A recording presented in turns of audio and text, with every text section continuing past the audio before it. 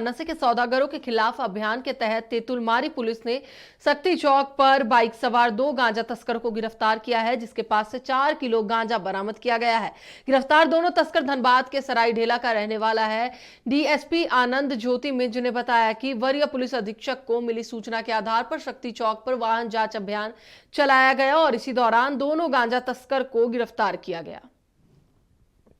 शक्ति चौक से लगभग 200 मीटर रोड पर चेकिंग लगाया गया। चेकिंग के उपरांत आज दिनांक 27/7/24 को एक मोटरसाइकिल पे 2 संदिग्ध व्यक्ति आ रहे थे, जिन्हें रोकने का प्रयास किया गया।